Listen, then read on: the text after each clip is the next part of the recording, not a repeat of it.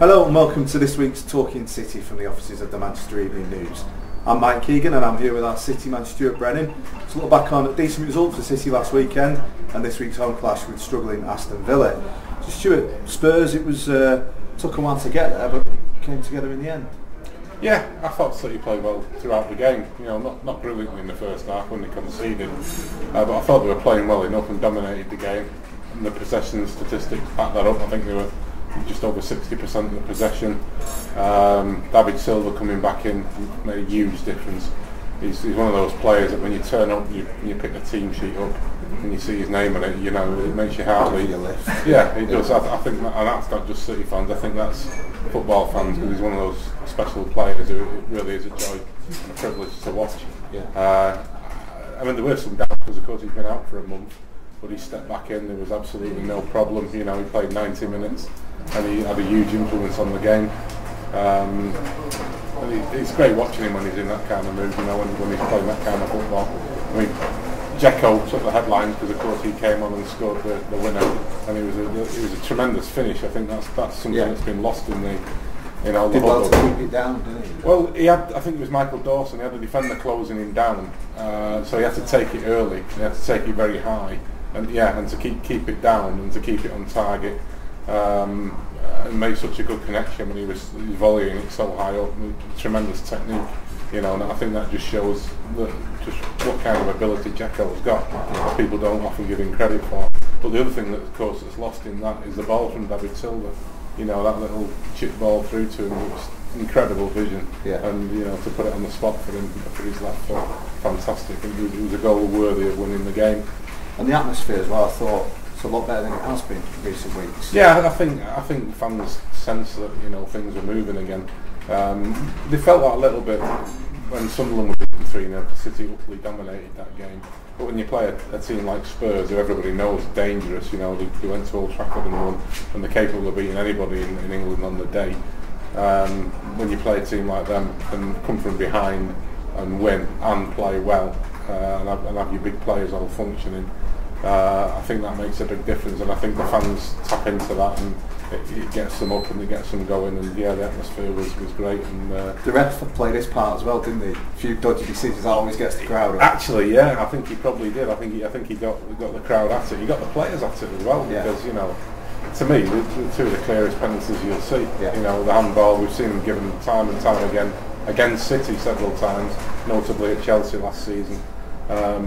So that was a poor decision, and the other one, you know, a player coming in at almost 90 degrees to take out Pablo Zabaleta. Why it's not a penalty, it's beyond me. People stood and looked around for a while thinking, has the whistle gone for something earlier, you know, something else being flagged, because it was just such an obvious penalty to me. But yeah, I mean, you heard the crowd getting angry, that the players were getting angry, and you get your blood up like that, and it sparks it, you know. You channel the injustice if you're playing, and you also channel the injustice if you're watching it, and get behind the team, and that was good. It was a good positive. And I thought Zabaleta did that quite well, because at times with his battle with Adebayor, I thought he's going to lose it here, he gets booked, but he seemed to all of a sudden just get his head down and had a fantastic second half. Brilliant professional. I mean, the guy is just unbelievable. I mean, I can understand fully why City fans love him, because he's such a thorough professional, you know, everything he does. I mean, you see him on the field, you see him off the field, he's a lovely fella off the field as well. You know, City fans who've met him will testify to that. Very down to earth, very, very focused, and everything he does, you know, in terms of City and his game, he's just spot on, you know, gets everything spot on. I mean, the banner that the City fans have made for him, Corazon de Leon, the heart of the lion, he just sums him up perfectly. Yeah. Eddie Dzeko we touched on, and come off the bench, he's done it again. Is this the end for Mario now, or are we jumping the gun? Yeah, I think we're jumping the gun. I think people forget with Mario that he's 21. I know we seem to have been saying this ever since he came. We were saying he's only 19, now we're saying he's only 21. But because he's got so much, you know, he's won Serie A titles, you know, he's been in a Euro 2012 final, he's Champions League medal, you know, he's got a vast amount of experience crammed into 4 years, but he's still only 21. We're still waiting for him to sort of shake off you know, the trappings that surround him and get on with playing his football. If and when he does that, he'll be a hell of a player. But Mancini's got immense faith in him.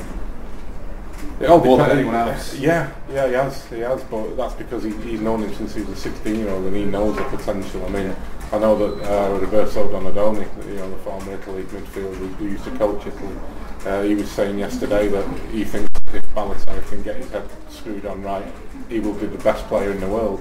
And that's quite a statement when you think some of the players that take a lot of doing that, won't it? Yeah. I mean, he doesn't do mad things. He's not a gazza who's off, drinking and getting smashed every now and then. No, he doesn't do anything. You don't see him getting involved in brawls. You don't see him in trouble with the police. The things that he does are just daft for the main part. And he's just a bit wacky and a bit eccentric, and you sort of keep waiting for him to grow up and get himself. I mean, he made headlines at the weekend because he was out in a bar 12 hours before the game, but he wasn't in the matchday squad. He'd already been dropped from the matchday squad, so he wasn't transgressing any club rules. He wasn't doing anything wrong, really. He's not going to be punished for anything, and yet he's there. He's in the because it's Mario. Because it's Mario. Anybody else, it probably would have passed by without any kind of notice. And that's something he's got to overcome, and the only way he can overcome that is just by getting his head down and producing on the field. If he does that, people start forgetting everything else that happens around his life. And it'd be a shocking shame. I mean, we've all seen glimpses of how good he is, over the last 2 years. Sometimes you look at something he does and you just think, oh my goodness, he's got unbelievable ability. But you just want to see it on a more regular basis, and you want to see him influencing games as well as just producing it every now and then. And if he can do that, we're talking about being a privilege to watch David Silva play. It would be an immense privilege to watch Mario Balotelli play if he can start producing that on a regular basis. And you can just hope that he does that before City run out of patience with him, because Mancini isn't going to have boundless patience, and there will come a point where he will just have to cut his losses if Mario can't get on. I know he's feeling frustrated at the moment, Mario, but let's just hope that he can get it together and start to produce the goods, and we'll all benefit from that. Villa this weekend. Unfinished business from the Carling Cup. Are we going to have another touchline now with Mr. Lambert back in town? I don't know. It's always a possibility with two characters like that. Always tends to be the Scots, doesn't it? Lambert, Moyes, Fergie. Yeah. Maybe there's something in that. Maybe it's just in the Scots rather than the Italians. It almost feels like it's a separate game. Of course, it is a separate game, but it doesn't feel like it connects to the first game because City made 11 changes for that game. But it was still quite a strong team, wasn't it? Tevez was out there. Yeah, Balotelli played. There was, they had a couple of young lads, but that's what you get. When you say a strong team, you look at the players who weren't there. Yeah. Joe Hart, Vincent Kompany, Yaya, David Silva, Sergio Aguero, and Clichy, who's played particularly well at the weekend.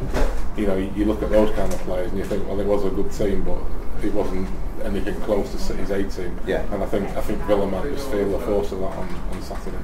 Villa gave United a big fright, but they're not going to do that at the Etihad, are they, with City? I think they're capable of doing it. They've got good players, they've got good young players. I mean, if they come with the right attitude, teams have done that. I mean, Swansea did it at the start of last season. We've seen teams come to City, and Southampton did it right at the start of this season. If you come with the right attitude and catch City off guard a little bit, you can do that. But you just get the feeling that City have got the bit between the teeth a little bit now.